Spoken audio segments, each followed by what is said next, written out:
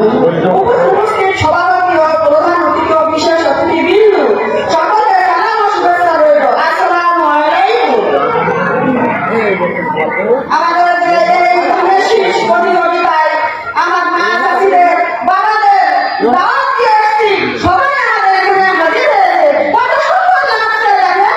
আমাদের ভোট আশা করা যায় আছে আছে ইনশাআল্লাহ।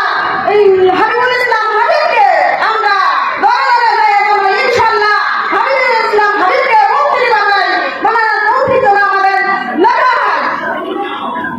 আমাদের জালালাবাদ গ্রামের প্রচুর লোকজন দেখেন দেখে খুব ভয়ে মন ভরে যাচ্ছে যাচ্ছে না বলেন তো।